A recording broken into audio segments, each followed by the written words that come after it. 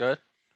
Yeah. So what are some, and when I talk about crypto, the one thing I like about you, you're very current with your information. I think that's one area I'm trying to get better at, being more current. And it's I would describe more of myself as like a blockchain traditionalist. Like I know a lot of the old information, and I'm getting more up to speed on these new projects. And so when I look at the blockchain space, I look at it from the standpoint of what are the most dominant use cases and what do we need at an infrastructure level for these projects to for these use cases to come out, right? So, you have NFTs, we have decentralized finance. And so I tend to look at it as like, okay, what can I invest in that's going to empower these different use cases, right? So how would you describe yourself as like a blockchain person? Would you call yourself more of like a DeFi enthusiast, or would you call more like, how would you, if someone asked you, like, how would you describe yourself as like a blockchain uh, enthusiast, right? Like, how would you describe yourself? I guess like so my whole thing is giving access to people that don't have it, right? So it's like I'm in a lot of chat rooms, so I talk to a lot of people that are outside the United States, and I feel like that's probably the biggest hang up for us as Americans. When we think about things, at least for the most part, I'm not saying everyone, but for the most part, when we think about things, we think about how it affects first us, right? How is this going to directly affect me? And then after I think about that, I'm like, how is it going to direct affect my family? And then I'm like, okay, now how's it going to affect the other people in my social group and amongst amongst my state and whatnot.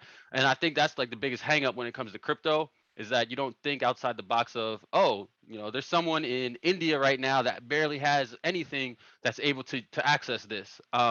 So I guess I'm a blockchain dreamer because I want that's why I'm so big into Cardano, which just announced September 12th that they're going to be having their smart contracts, by the way.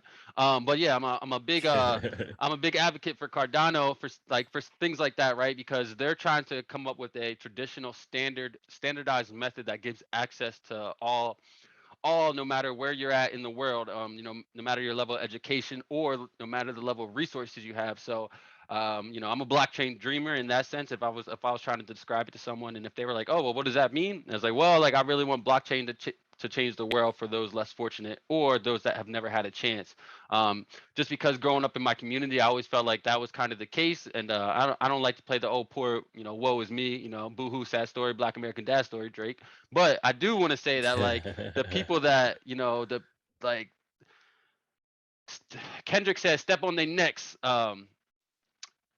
Good kid, Mad City. Don't worry, they'll never forget. They're just a good kid in the Mad City. So it's like the same situation, right? We're always getting looked down upon as if like we were doing something wrong, or we were less educated, or we didn't have a certain resource, and that really, really frustrates me. So with the blockchain, everything is immutable. It lives on the blockchain forever. So I can just go learn about this new technology, learn about this blockchain, and then because it's trustless and because it's permissionless, there's no one to tell me no. The barrier of entry is way smaller because I can go learn this stuff myself, and I can talk to other like-minded people like yourself.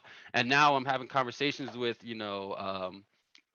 like I have conversations with bankers sometimes, right, that give out loans, especially when I first get into DeFi, and they were literally asking me not to tell anybody about the information I knew. So it's like, that's the type of stuff I'm trying to get around because it's like, no, bro, that's exactly why I want, Yeah. that's the blockchain dreamer in me. I want to be able to let all these people know, like, hey, you don't need to go to that bank. They can, you don't need their approval. You put this on the blockchain, you can earn 15% compared to the 1% they want to give you in your bank. Um, Right. so yeah, I guess that's how I would describe it. Blockchain dreamer, and to break that down would be, to empower others that don't have the resources or don't have the know-how by using the blockchain.